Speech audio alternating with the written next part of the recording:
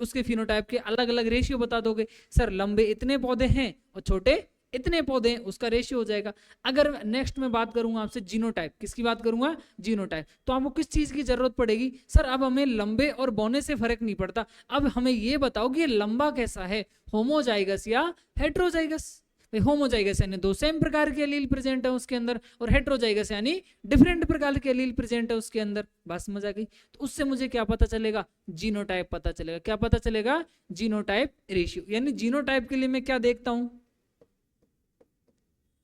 अरे भाई मैं जीनोटाइप के लिए क्या देखता हूं, जेनेटिक मेकअप देखता हूं। क्या देखता हूं, जेनेटिक मेकअप।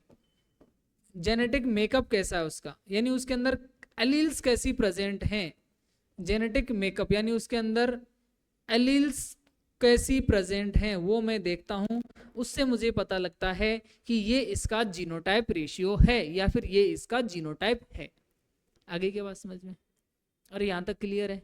ये अपनी जो जेनेटिक्स में बेसिक बेसिक टर्मिनोलॉजी जो अपने को काम आएगी, इसको अपन ने यहाँ तक कवर कर लिया है। ठीक है, अब अपना जो मेन एक्चुअल चैप्टर जो स्टार्ट होता है, अब यहाँ से स्टार्ट होता है। ये अपन ने जेनेटिक्स की आउटर लाइन कवर करी है अभी तक। ठीक है, जेनेटिक्स क्या होता है, कैसे उसमें टर्म्स आती है, उनका क्या यूज है, क्या डेफिनेशन है, क्या उनका मतलब, ये तक कवर करिए। अब यहाँ से आपके एक्चुअल जेनेटिक्स स्टार्ट है, जिसको कहते हैं अपन मेंडेलियन जेनेटिक्स। क्या कहते हैं, मेंडेलियन जेनेटिक्स। वो आपका पोर्शन यहाँ से स्टार्ट होता है। ठीक है, कौन सा पोर्शन भाई, मेंडेलियन जेनेटिक्स। कौन सा पोर्शन स्टार्ट होता है, मेंडेलियन जेनेटिक्स।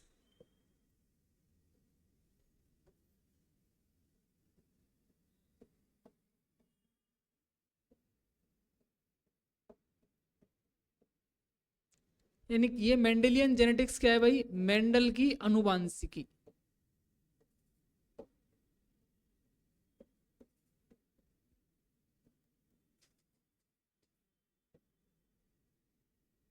यानी मेंडल ने कुछ जेनेटिक्स के सिद्धांतों के बारे में बताया था, सिद्धांतों के बारे में कुछ बात करी थी, इसलिए अपन इसको मेंडेलियन जेनेटिक्स नाम से जानते हैं।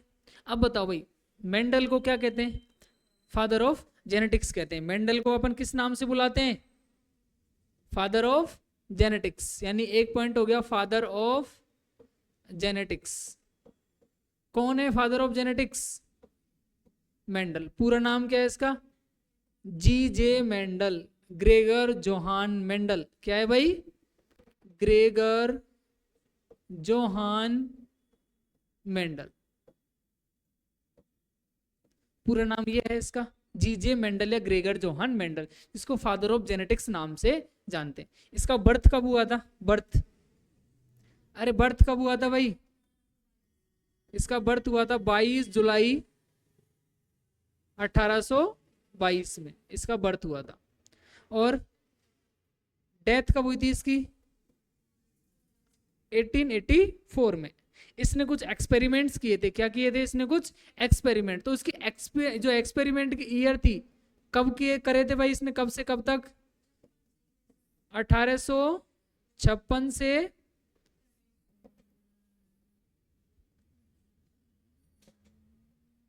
1863। कितना टाइम हो गया, 7 ईयर्स। कितने हो गए भाई, 7 ईयर ऑफ एक्सपेरिमेंट। इसने 7 साल तक क्या किया, एक्सपेरिमेंट किए। किसके ऊपर किए, गार्डन पी। किसके ऊपर किए, गार्डन पी। यानी जो एक्सपेरिमेंट किए थे वो किसके ऊपर किए थे, एक्सपेरिमेंट ऑन गार्डन पी, जिसको लिया था गार्डन पी, मटर का पौधा। ठीक है भाई, जिसको अपन किस नाम से जानते हैं, पाइसम सटाइवम। ठीक है, पाइसम सटाइवम, ये इसका साइंटिफिक नेम है, गार्डन पी का। क्या, पाइसम सटाइवम। ठीक है, ये मेंडल के बारे में थोड़ा सा मैंने आपको बताया।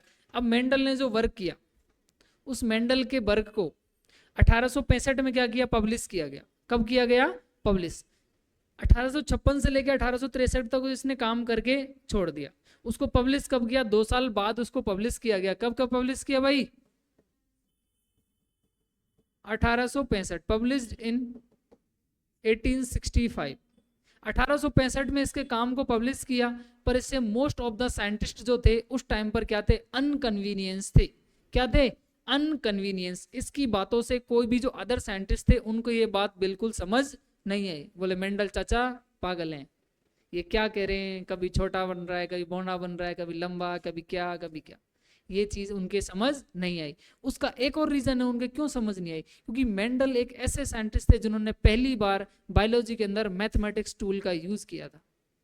इसलिए कुछ चीजें उनके इसलिए भी समझ नहीं आ रही, क्योंकि मैथ का और बायो का आपस में दूर दूर तक कोई लेना देना नहीं है। आप भी मानते हैं इस बात को भाई?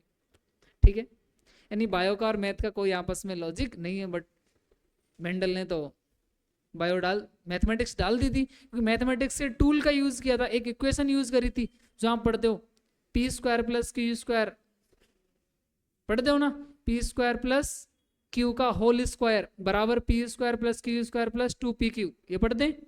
उस इक्वेशन का भी उसने यूज करके बहुत सारे रेशियोज बनाए थे, बहुत सारे जेनेटिक्स के बारे में उसने चीजों का बताया था, फिनोटाइप रेशियो एक्सप्लेन किए थे, जीनोटाइप रेशियो एक्सप्लेन किए थे। इसलिए क्या हुआ, बहुत सारे साइंटिस्ट को इसके बारे में अच्छा नहीं लगा कि भाई क्या मैथ और क्या बायो, ये हमारे मैच नहीं खाता है। बट उसने बताया भाई काम होता है। 1865 में पब्लिश हुए, किसी ने उसको ध्यान नहीं दिया। उनकी वापस रीडिस्कवरी हुई थी कब, 1900 में। उन मेंडल के वर्क की रीडिस्कवरी कब हुई थी भाई, 1900 में रीडिस्कवर किया था मेंडल का वो वर्क। कब किया था, 1900 में। उसके मेंडल की जो वर्क की थी उसको देखा, फिर उसको एक्चुअल में पढ़ा, लोगों ने समझा, सराहना की कि यार ये तो बहुत अच्छी बात को। तब तक तो बेचारा मेंडल गुजर गया था, 16 साल हो गए थे उसको, 1984-90, 16 साल बाद, उसके मरने के 16 साल बाद। जैसे आज आप देखा होगा जितने भी बड़े बड़े पुरस्कार मिलते हैं मरणोपरांत, मरने के बाद मिलते, ऐसे ही मेंडल जीते जीते कोई अपनी वाहवाही नहीं देख पाया, मरने के बाद उसकी वाहवाही हुई। उसके बाद ही उसको फादर ऑफ जेनेटिक्स बोला गया, नोबेल पुरस्कार भी दिया गया, उसके बाद ही दिया गया। ठीक है, कुछ मेंडल के बारे में पता चला थोड़ा थोड़ा।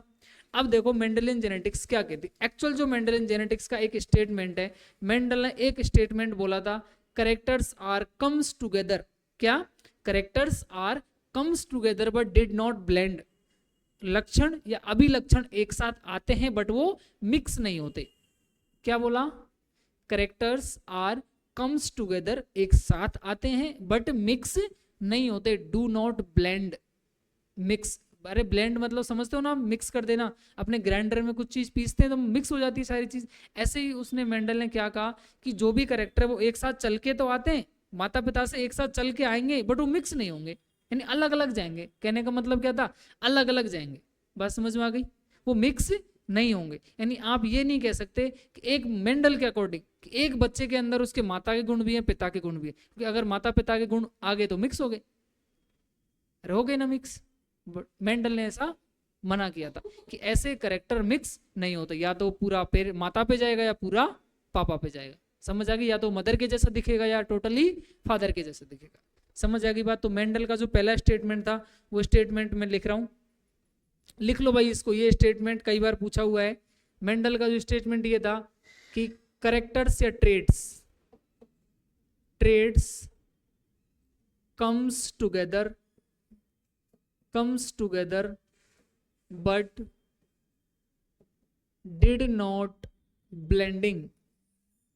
और ब्लेंडिंग का मतलब होता है मिक्सिंग। क्या होता है भाई, मिक्सिंग। अभिलक्षण एक साथ आते हैं, अभिलक्षण एक साथ आते हैं परंतु मिलते नहीं हैं।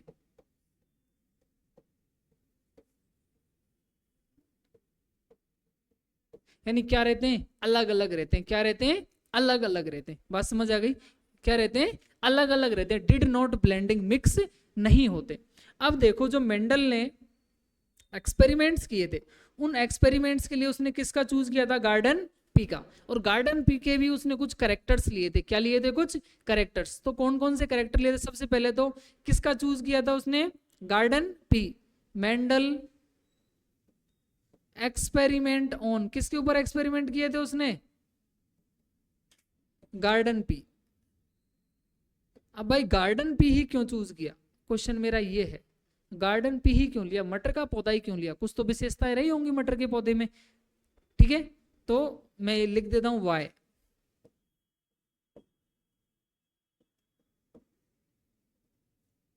मटर का पौधा ही क्यों लिया, यानी ऐसे कुछ क्या क्या गुण थे मटर के पौधे में कि उसने मटर का पौधा ही चूज किया, बताओ भाई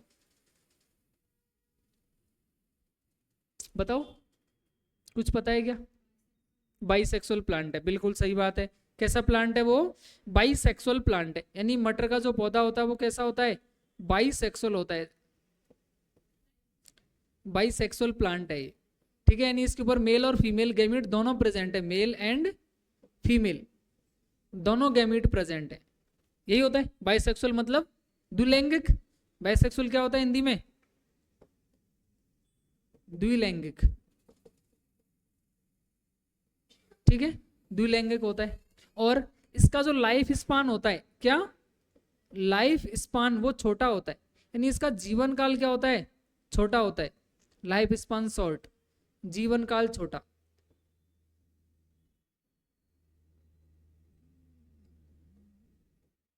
अरे भाई सपोज करो किसी ऑर्गेनिज्म का, किसी भी प्लांट का लाइफ स्पान 2 साल का है, तो आज अगर मैं एक्सपेरिमेंट स्टार्ट करता हूँ तो मुझे रिजल्ट कब मिलेगा? 2 साल बाद। तो 2 साल तक इंतजार थोड़ी करूंगा मैं।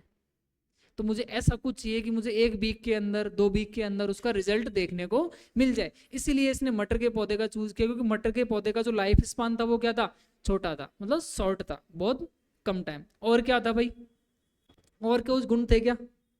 उसके अंदर क्रॉस पॉलिनेशन प्रेजेंट था। क्या था भाई?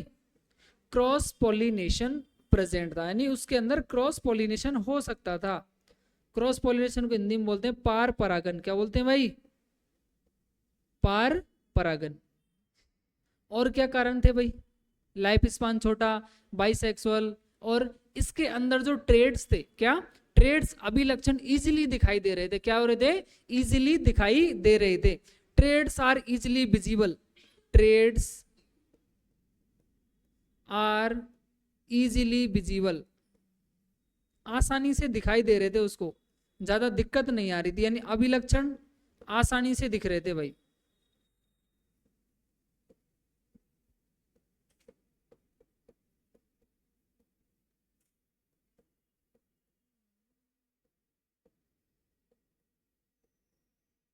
जो इजीली मेरे को दिखाई दे रहे थे, ट्रेड्स थे वो इजीली दिख रहे थे। मेल फीमेल को मैं इजीली देख के बता सकता था कि ये मेल है और ये फीमेल है। तो यानी ये कुछ कारण रहे थे, इस वजह से मेंडल ने मटर के पौधे को ही चूज किया था। आई क्या बात समझ में? अरे बात समझ में आ गई? लिख लिया सबने? आगे बढ़े? बढ़े क्या आगे? ठीक है। अब देखो, जो मेंडल ने मटर का पौधा लिया था, उस मटर के पौधे के कुछ कैरेक्टर्स थे। क्या थे? अभिलक्षण थे। तो मटर के उसने कितने? टोटल 14, कितने थे भाई? 14 प्योर कैरेक्टरों का चुनाव किया था। प्योर कैरेक्टर्स कितने लिए थे? 14। आप 7 पेयर्स, कई बार एग्जाम में पेयर्स पूछा जाता है, कई बार नॉर्मली पूछा जाता है, ठीक है। तो 14 शुद्ध अभिलक्षण लिए थे उसने, 14 शुद्ध अभिलक्षण, इनका इसने क्या किया था? चुनाव किया था भाई। किसने? किसने चुनाव किया था? मेंडल ने। किसने? मेंडल ने। यानी मेंडल ने मटर के पौधे के कुछ 14, कितने? 14 अभिलक्षणों के बारे में बात करी थी उसने। 14 अभिलक्षण लिए थे और उन्होंने जो भी एक्सपेरिमेंट किए थे वो किसके ऊपर बताए थे? इन 14 अभिलक्षणों के बारे में बताए। अब आप देखो, मैं चलो पहले अभिलक्षण लिख देता हूँ, फिर एक पॉइंट बताऊंगा उस चीज के बारे में। तो चलो पहले अपन अभिलक्षणों के बारे में लिखते हैं। तो यहां पर लिख देता हूं मैं करेक्टर, कि कौन सा करेक्टर है, यानी लक्षण या गुण। उसमें डोमिनेंट कौन था? डोमिनेंट यानी प्रभावी, और रेसेसिव यानी अप्रभावी। ठीक है भाई, तो मुझे एक एक करके नाम बताते जाओ, मैं बोर्ड पे लिखता जाता हूं। बताओ भाई, सबसे पहले कौन सा लिया था उसने? Stem height. क्या लिया था? स्टेम हाइट, तने की लंबाई। अरे इसकी बात करी थी क्या? करी या नहीं करी? अरे कुछ तो बोला करो, ऐसे चुप मत बैठा करो मेरी क्लास में, ठीक है। तो तने में डोमिनेंट कौन? टॉल। यानी लंबा पौधा, ठीक है भाई। और ड्वार्फ यानी बौना।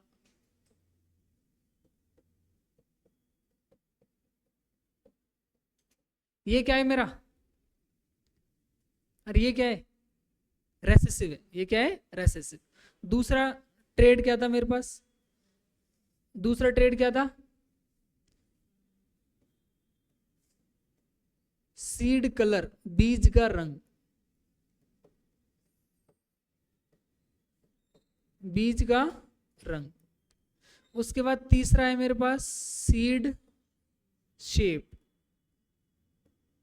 यानी बीज का आकार।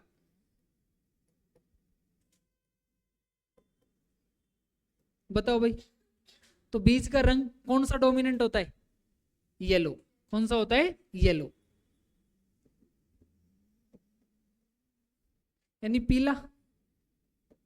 और रेसेसिव कौन सा होता है, ग्रीन, हरा, ठीक है भाई।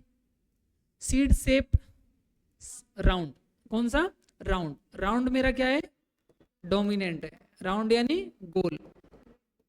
और रिंकल्ड यानी झुर्रीदार, ठीक है भाई, झुर्रीदार या सुकड़ा हुआ, ऐसे भी आप इसको लिख सकते हो। उसके अलावा और कौन कौन से ट्रेड थे भाई बताओ।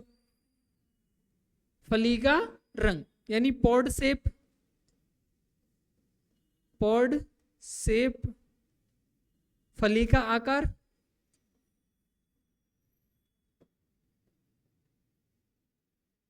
और फली का रंग भी तो था भाई, पॉड कलर, फली का रंग। क्या था भाई, फली का आकार कौन सा था, अरे फली का आकार डोमिनेंट कौन सा है, एक था कॉन्स्ट्रिक्टेड, एक था इनफ्लेक्टेड। इनफ्लेक्टेड यानी फूला हुआ, और कॉन्स्ट्रिक्टेड यानी सुकड़ा हुआ। तो मेरे पास डोमिनेंट कौन सा है, इनफ्लेक्टेड। कौन सा है भाई, इनफ्लेक्टेड, ठीक है, फूला हुआ, जो फूला हुआ रहेगा, फूला। और कॉन्स्ट्रिक्टेड यानी सुकड़ा हुआ।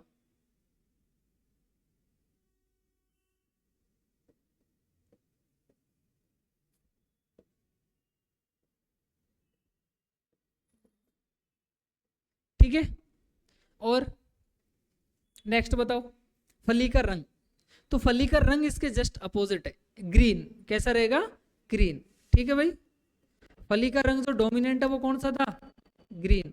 और रेसेसिव कौन सा था, येलो। कौन सा था, येलो, पीला। आप याद कैसे रखोगे, देखो बताता हूं। आप जब मटर खाते हो, अरे मटर खाते हैं अपन, तो सख्त वाली जो टाइट मटर आती है वो पीले रंग की होती है, यानी वो डोमिनेंट है। अरे होती है ना।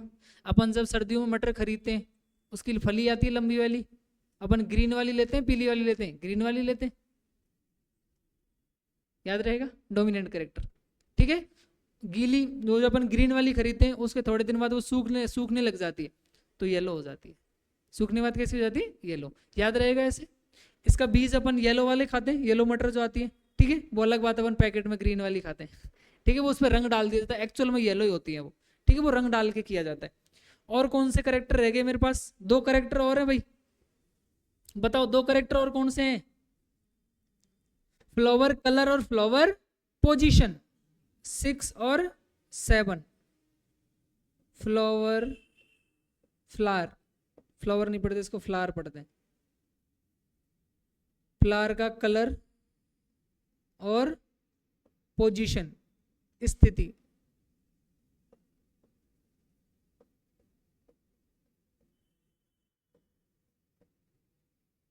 ठीक है। पुष्प की स्थिति क्या है, मतलब किस जगह पर उसमें फूल आ रहा है, ठीक है। फ्लावर कलर यानी फूल का रंग, और फूल की स्थिति। तो फूल का रंग जो डोमिनेंट था वो कौन सा था, वॉयलेट। कौन सा डोमिनेंट था, वॉयलेट। वॉयलेट क्या होता है, बैंगनी। और रेसेसिव कौन सा था, वाइट। कौन सा था, वाइट, सफेद, ठीक है। और पोजीशन एक्सियल और टर्मिनल। तो टर्मिनल आपका कौन सा था, डोमिनेंट कौन सा था भाई, या एक्सियल, बताओ भाई बताओ, एक्सियल या टर्मिनल, ये तुम बताओगे। डोमिनेंट कौन था, एक्सियल डोमिनेंट था, श्योर हो?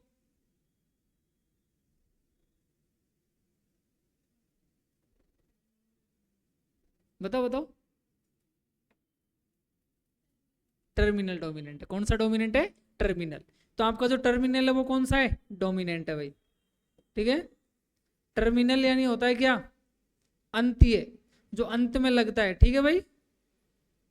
और एक्सियल यानी क्या होता है, जो अक्ष पे लगता है, अक्षीय।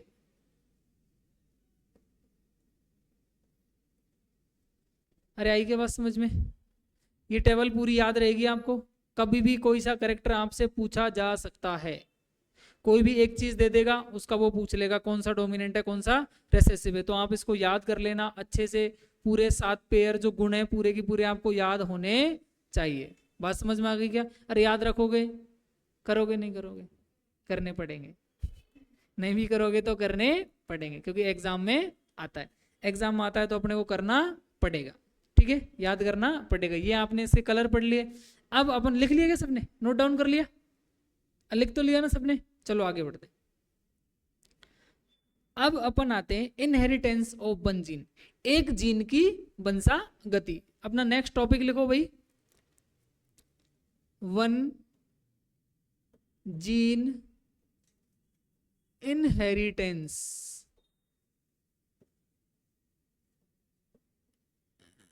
एक जीन की वंशागति, ठीक है, एक जीन की वंशागति। यानी अपन क्या करेंगे, अब देखो, हाँ मैं एक बात बता रहा था, इधर बताते हैं। देखो मेंडल ने क्या किया था, मेंडल हर लक्षण के बारे में बात कर रहे हैं, उसने 14 लक्षण काउंट करें तो हर लक्षण के बारे में उसने बात करी। पर ये देखो, जब वो तने की लंबाई देख रहा था तो उसने बाकी 6 को क्या माना था, कांस्टेंट। क्या माना था, कांस्टेंट। वो सिर्फ तने की लंबाई के बारे में बात कर रहा था। जब उसने बीज का रंग देखा तो नीचे के 5 को कांस्टेंट मान लिया। जब उसने सीड की शेप की बात करी तो और 6 को कांस्टेंट मान लिया। भाई जिस भी करेक्टर की वो बात कर रहा था उसी के बारे में देख रहा था, बाकी और चीज वो नहीं देख रहा। जैसे सपोज करो उसने बात करी स्टेम हाइट की, किसकी बात करी, स्टेम हाइट, तने की लंबाई की बात करी। तो जब तने की लंबाई की बात हो रही तो सर आप ये कहोगे कि उसके अंदर आने वाले बीजों का रंग कैसा है, फली का रंग कैसा है, फ्लावर की पोजीशन क्या है, बट उससे उसने कोई मतलब नहीं रखा। उसने ये चीज सोच ली थी मुझे जो करेक्टर देखना है मैं उसी को देखूंगा, बाकी सबको क्या मानूंगा, कांस्टेंट मानूंगा। क्या मानूंगा, कांस्टेंट। एक जीन के करेक्टर में, क्योंकि एक जीन एक करेक्टर को लेके आ रही है। अगर आप पढ़ोगे आगे डाई हाइब्रिड क्रॉस, क्या पढ़ोगे, dihybrid cross, dihybrid में 2, तो मैं 2 चीज ले लूंगा, 5 को क्या रखूंगा, कांस्टेंट। और अगर मैं मोनो हाइब्रिड क्रॉस कराऊंगा, एक चीज को लूंगा बाकी 6 को कांस्टेंट। यानी आप ये क्वेश्चन नहीं करोगे सर 6 में क्या बदलाव आया, इससे कोई मतलब नहीं है। मेंडल ने इसी के ऊपर जेनेटिक्स की पढ़ाई करी थी। वो जिस करेक्टर को बता रहा था उसी करेक्टर के बारे में वो बात करता है, उसके अलावा बाकी 6 करेक्टर को उसने क्या रखा, कांस्टेंट रखा। क्या रखा, कांस्टेंट। बात समझ में आ गई क्या? अरे आगे बढ़े, ठीक है। तो देखो जब वन जीन इनहेरिटेंस की वो बात कर रहा था तो उसने क्या किया, स्टेम हाइट से यानी जो तने की लंबाई थी उसका सबसे पहले क्रॉस कराया। उसने क्या लिया, सबसे पहले एक होमोजाइगस टॉल लिया। क्या लिया भाई, होमोजाइगस टॉल। ये कैपिटल टी और कैपिटल टी, कैसा है भाई ये, होमोजाइगस टॉल, ठीक है। समयुग्मजी लंबा पौधा है ये, कैसा है, समयुग्मजी लंबा। एक इसने ऐसा ही मेरे पास होमोजाइगस क्या लिया, रिसेसिव। कौन सा लिया, होमोजाइगस रिसेसिव, होमोजाइगस रिसेसिव लिया। अब इन दोनों की इसने क्या कराई, सेल्फिंग, सॉरी दोनों का क्या कराया, क्रॉस कराया। अब आप देखो क्रॉस करने के लिए आपको सबसे पहले इनके गैमीट्स को आपको अलग अलग करना है। क्या करना है, अलग अलग करना है, ठीक है। तो देखो यहां से मेरे 2 अलग अलग हो जाएंगे क्या, ये एक हो जाएगा कैपिटल टी, एक हो जाएगा कैपिटल टी। बस समझ में आ गई क्या? यहाँ से मैं इन दोनों को अलग अलग कर लूँ, क्योंकि मैंने आपको जब पढ़ाते टाइम पे बोला था कि प्रत्येक पेरेंट से एक एलील आता है, और बोला था क्या, प्रत्येक पेरेंट से एक एलील आता है। तो एक पेरेंट ये, एक पेरेंट ये, दोनों पेरेंट से मुझे कितना आएगा, एक एक आएगा। अरे एक एक आएगा कि नहीं आएगा? ठीक है, अब देखो, आप इसका क्रॉस कराओगे तो इसको कांस्टेंट रखो, इसका क्रॉस कराओ इन दोनों से। ठीक है, तो इसका क्रॉस कराते हैं इन दोनों से, ये लो भाई और एक ये लो। पहले इनका क्रॉस कराया तो मेरे पास क्या बन गया, देखो इन दोनों का मैंने जब क्रॉस कराया तो मुझे क्या बना, एक तो ये बना और एक ये बना। बिल्कुल बात समझ आई, ये बन गए सर। ठीक है, अब मैं इसका क्रॉस कराता हूं इन दोनों से। अरे बिल्कुल सही बात है क्या? ऐसे अलग अलग क्रॉस करेंगे अपन तो भी क्या बनेगा मेरा, ये मेरे पास आ गई F1PD। क्या आ गई मेरे पास, F1PD, F1 जनरेशन आ गई मेरे पास। क्या आ गई ये, F1 जनरेशन। बात समझ में आ गई? यानी एक बार मैंने आपस में इनका क्या कर लिया, दोनों का क्रॉस कराया, इन दोनों को आपस में क्रॉस कराया। एक मैंने होमोजाइगस टॉल लिया, एक मैंने होमोजाइगस रिसेसिव लिया, दोनों को क्रॉस कराया तो मेरे पास ये बन गया। अब ये चारों एक जैसे हैं। अरे भाई चारों एक जैसे है ना, इनका जीनोटाइप भी सेम है, फिनोटाइप भी सेम है। अरे बिल्कुल सेम है ना, capital T small T, capital T small T, capital T small T, capital T small T.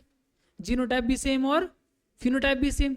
ये कैसा बना, ये बना मेरे पास हेट्रोजाइगस टॉल। कैसा बना, हेट्रोजाइगस। अरे कैसा है भाई, ये हेट्रोजाइगस टॉल है। अपन ने दो होमोजाइगस लिए थे, एक हेट्रोजाइगस बन गया, और वो भी कैसा बना, टॉल। टॉल कैसे आज निर्धारित किया, एक डोमिनेंट एलील प्रेजेंट है सर इसमें, एक डोमिनेंट एलील सब पे भारी है, यानी एक बिहारी सब पे भारी। कहावत सुनिए, एक डोमिनेंट एलील सब पे भारी है भाई। इसके साथ चार रेसेसिव भी तो प्रेजेंट हैं, ड्वार्फ वाले। ये कौन सा है, बोना है मेरे पास। ठीक है, ये करेक्टर तो लिखे ही नहीं अपन ने। ये कौन सा पौधा है, बोना। कौन सा है भाई, बोना, ड्वार्फ। और ये कौन सा है, टॉल, यह लिखा हुआ टॉल। ठीक है, टॉल यानी लंबा। ठीक है, बात समझ आ रही है? अरे ऐसा चल रहा है, ये बन गया। अब मैं इसका क्या करूं, सेल्फिंग करा दूं। क्या करा दूं, सेल्फिंग। तो मैंने यहां से क्या किया, इन दोनों उनको उठाया और इनकी आपस में क्या करा दी भाई, सेल्फिंग करा दी। ये T1 इधर लिया और ये ऐसे लिया, इन दोनों की सेल्फिंग। क्रॉस करने का अगेन वही मेथड है जो मैंने ऊपर समझाया है। दोनों जीन, दोनों एलील को सेपरेट करो, इसकी दोनों एलील को सेपरेट करो, वो क्रॉस करा दो। बिल्कुल सही बात है। तो देखो मैं डायरेक्ट आपको रिजल्ट लिख के बताता हूं। डायरेक्ट मेरे पास क्या बना, देखो इस कैपिटल टी को मैंने इस कैपिटल टी से किया तो मेरे पास क्या बन गया, एक कैपिटल टी, कैपिटल टी, एक क्या बना, कैपिटल टी, स्मॉल टी। बिल्कुल। अब मैं इस स्मॉल टी को इन दोनों से मल्टीप्लाई करता हूं, फिर मेरे पास क्या बना, कैपिटल टी स्मॉल टी, एक बना स्मॉल टी स्मॉल टी। ये मेरे पास क्या थी, F2PD थी। क्या थी भाई, F2PD, यानी F2 जनरेशन मेरे पास आ गई। बात समझ आ गई क्या, क्या आ गई मेरे पास, F2 जनरेशन। इनकी मैंने यहां पर क्या कराई है, सेल्फिंग कराई है। क्या कराई है भाई, सेल्फिंग कराई है, यानी स्वयं क्रॉस कराया, आपस में स्वयं परागन कराया, अलग नहीं किया, आपस में क्या करा दिया मैंने, स्वयं परागित करा दिए। अब ये मेरे पास बन गया। अब यहां पर आप देखो टोटल कितने बने, चार। कितने बने भाई, अरे कितने बने, चार। उस चार में कुछ अलग भी दिख रहे हैं क्या, कुछ दिख रहे हैं अलग, अरे दिख रहे हैं क्या, बोलो तो सही। देखो एक दिखा होमोजाइगस टॉल, एक दिखा होमोजाइगस रिसेसिव, होमोजाइगस ड्वार्फ। ये मेरे को दिखे हेट्रोजाइगस टॉल। ठीक है, इधर देखो मैं इनको ऐसे लिख दूं, ये मुझे दिख गया, ये चार मुझे दिखे, होमोजाइगस टॉल। एक मुझे दिखा होमोजाइगस ड्वार्फ यानी बोना। ठीक है भाई, और ये मेरे को क्या दिखे, हेट्रोजाइगस टॉल। अरे बिल्कुल सही बात है क्या, स्मॉल टी कहां पर, सॉरी सॉरी, ये क्या दिखा मुझे, सॉरी सॉरी सॉरी, गलती हो गई भाई, गलती हो गई।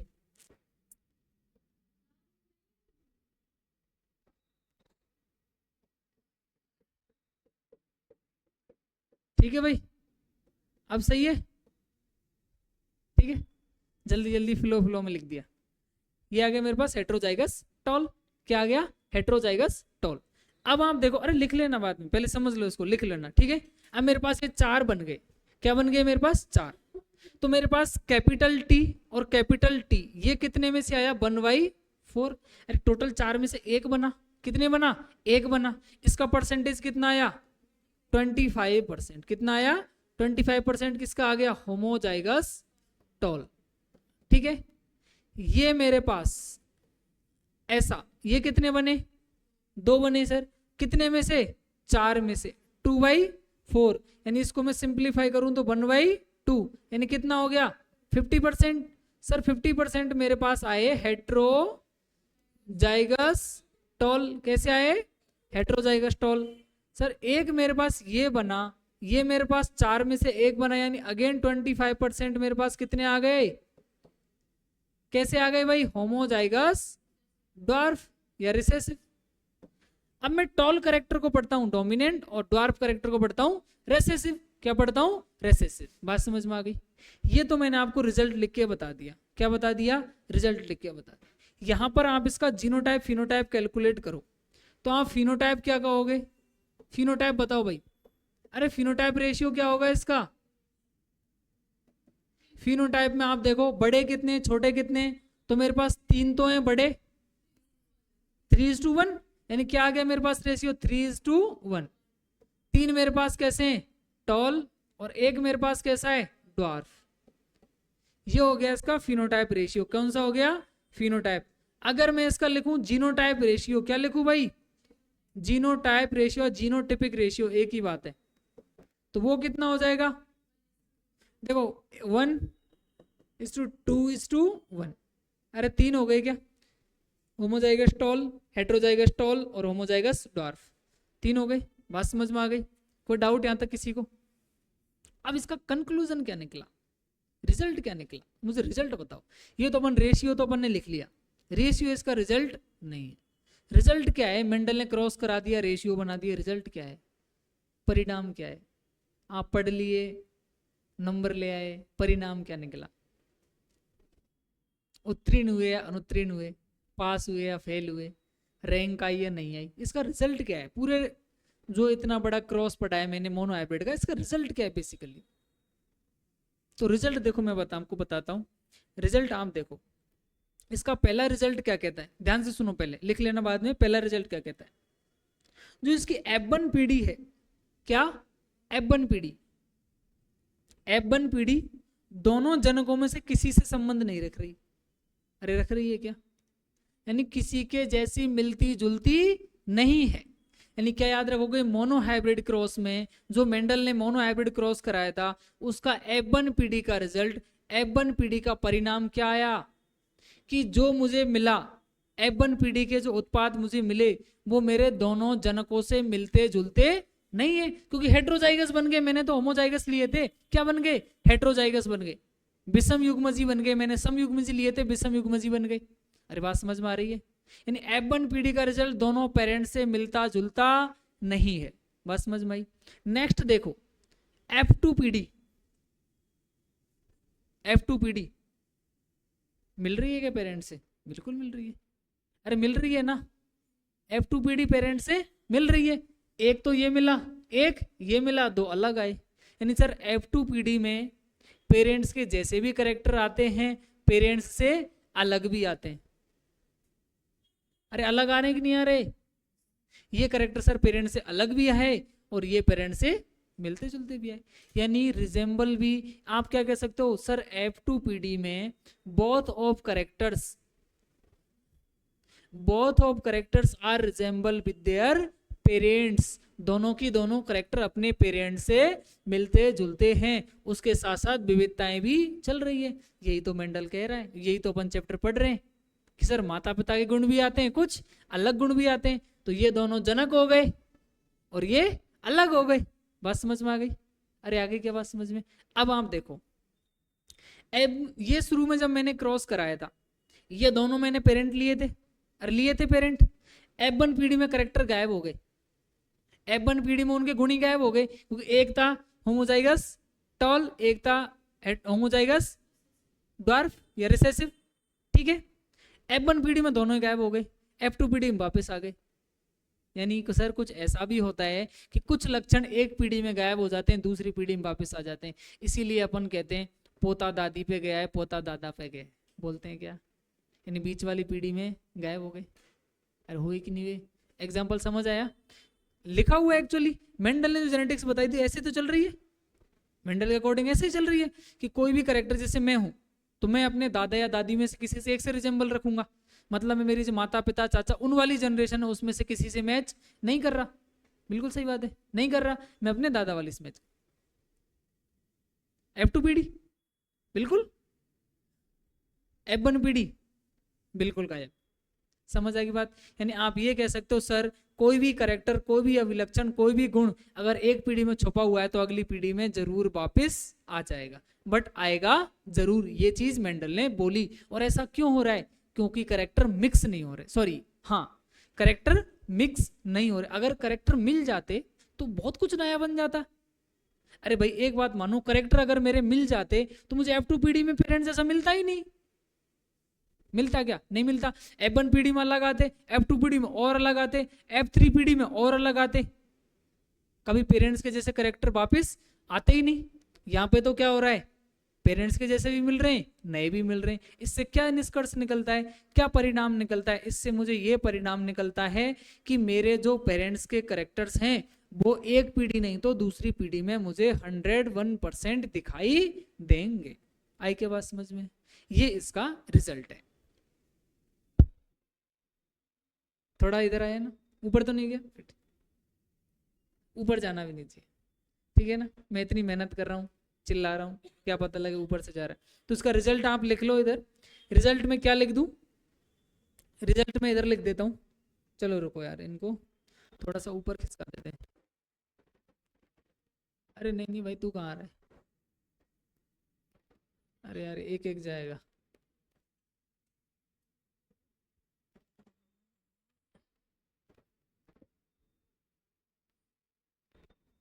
ठीक है, रिजल्ट अपन इधर लिख देते हैं, इसका रिजल्ट। तो पहला रिजल्ट क्या है कि F1 पीढ़ी, क्या F1 पीढ़ी में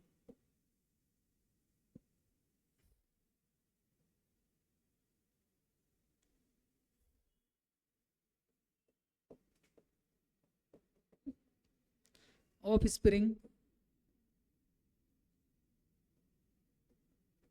किसी भी जनक से मिलता जुलता नहीं है। और F2 पीढ़ी में ऑफ स्प्रिंग्स आर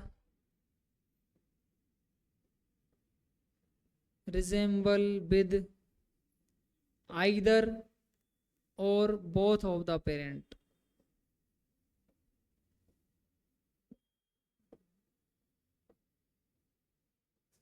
ठीक है, F1 रिजल्ट क्या कह रहा है? F1 पीढ़ी का रिजल्ट क्या कह रहा है कि मेरे जो ऑफ स्प्रिंग बने हैं वो किसी भी पेरेंट से मैच नहीं करते। और F2 पीढ़ी क्या कह रहा है? दोनों में से किसी एक से भी कर सकते हैं और दोनों से भी कर सकते हैं। ये इसका क्या है? रिजल्ट है। अरे याद रहेगा क्या? मैं कभी भी आपसे पूछूं मोनो हाइब्रिड क्रॉस का रिजल्ट क्या है, आप बता दोगे सर F1 पीढ़ी किसी भी जनक से मिलती जुलती नहीं है। F2 पीढ़ी या तो दोनों से या फिर किसी एक जनक से 100% मिलती जुलती रहेगी। यही मेरा क्या है? Mono hybrid cross. ऐसे अगर मैं डाई हाइब्रिड क्रॉस करूंगा आगे तो मैं क्या करूंगा? अब मैंने एक लक्षण लिया है इस टाइम हाइट, उस टाइम पे मैं दो लक्षण की बात कर लूंगा। ठीक है, कोई भी दो लक्षण उठा लेंगे।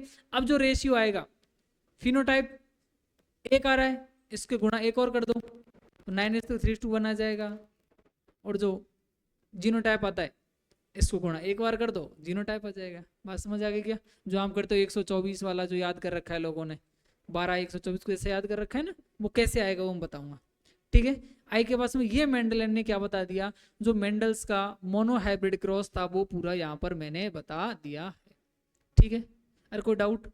कल अपन पढ़ेंगे डेविएशन ऑफ मेंडलिज्म। क्या पढ़ेंगे? Deviation of Mendelism. डेविएशन का मतलब जो कुछ ऐसे लक्षण भी हैं जो मेंडल की बात को फॉलो नहीं करते। ये तो मेंडल की बात को फॉलो कर रहे हैं, बिल्कुल कर रहे हैं मेंडल की बात को फॉलो। अब कुछ ऐसे लक्षण भी आएंगे जो मेंडल की बात को फॉलो नहीं करेंगे, उनके बारे में अपन कल डिटेल में पढ़ेंगे। उससे पहले मैं आपको लॉ ऑफ डोमिनेंस और लॉ ऑफ सेग्रीगेशन, दो हैं, law of dominance and law of segregation, ठीक है, प्रभाविता का नियम और सेग्रीगेशन क्या बोलते हैं हिंदी में? लॉ ऑफ सेग्रीगेशन को क्या बोलते हैं? नहीं, संयोजकता बोलते हैं, संयोजकता का नियम, ठीक है, वो कुछ देखते हैं। जो भी है कल अपन law of segregation of law of dominance दोनों के बारे में बात करेंगे। उसके बाद क्या पढ़ेंगे उसके बाद क्या पढ़ेंगे? डेविएशन का मतलब मेंडेलियन डेविएशन। क्या पढ़ेंगे? मेंडेलियन डेविएशन, जो मेंडल से विचलन कुछ रिजल्ट आ रहे हैं, यानी मेंडल की बात को फॉलो नहीं कर रहे। एनसीईआरटी में 4-5 एग्जाम्पल दे रखे, उनके बारे में सबको डिटेल में पढ़ेंगे। ठीक है भाई, मिलते हैं नेक्स्ट क्लास में। यहाँ तक कोई किसी को डाउट? बैक कर देता हूँ, हाँ यहाँ तक, ठीक है, लिख लो आप।